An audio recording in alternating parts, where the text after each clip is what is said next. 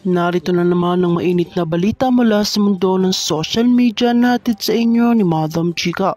Isang mainit na isyong inuukit ng pangalan ni Kong Marcoleta sa 2nd District ng Albay sa buong bansa. Ang matinding sagupaan ng pahayag ay naganap ng kilalang attorney vlogger na malapit kay House Speaker Martin Romualdez ay nagbigay ng matinding kritisismo laban kay Marcoleta. Ayon sa kanya, ang mga aksyon ni Marcoleta ay malayo sa interes ng publiko at tila nagiging sanhipan ng pagkaantala sa ilang mahalagang isyu sa Kongreso. Hindi na bago sa publiko ang pagiging kontrobersyal ni Kong Marcoleta, ngunit sa pagkakataong ito, ang pahayag ni attorney vlogger ay tila nagpapabago sa kalakaran ng diskusyon sa Kongreso. Ayon sa mga nakasaksi, ibinuking ni attorney vlogger ang mga umunoy hindi pagkakasunduan ni Marcoleta at mga patakaran na takbangin ay sinusuling ng Administrasyong Marcos.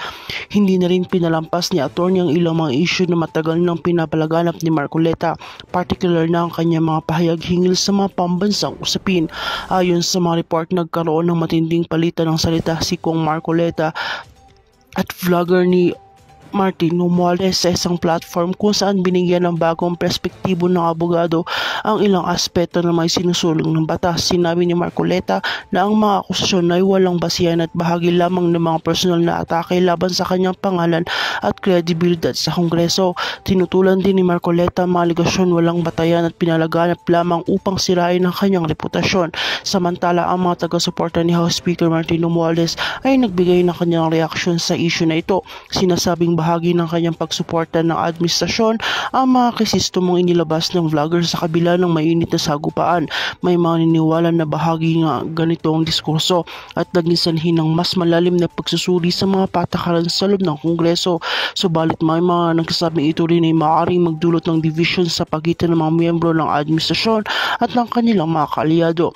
Kasunod ng mga pahayag na ito, ang mga eksperto sa politika ay nagsabi na maaaring magbukas ng insidenteng ito ng mas matinding laban sa Kongreso kung saan makikita ang iba't ibang pananaw at interes sa mga miyembro nito. Ang insidenteng ito ay nagbigay diin ng pagkakataon upang pag-usapan ng mas malaking issue at pamahalaan at kung paano ipinapairal ang mga sistema sa ilan ng Administrasyong Marcos. Maging ang mga ordinaryong mamamayan nagbigay ng kanilang mga opinyon at tila naging tampok sa usapin sa social media ang sigalot na ito.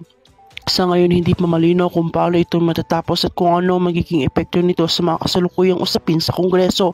Tanging ang mga kinaukulan at mamamabata sa makakapagbigay ng konkretong hakbang upang ayusin ang issue na ito. Patuloy yung pag-aabang ng publiko sa magiging tugon ng Marcoleta at sa susunod na mga hakbang na gagawin ng vlogger at kung paano ito makakaapekto sa mga susunod na hakbang ng Kongreso. Abangan ang mga susunod na developments ukol dito. At kung bago ka pa lamang sa akin channel ay huwag kalimutan mag-like, share, and subscribe para update ka sa mga panibagong balita.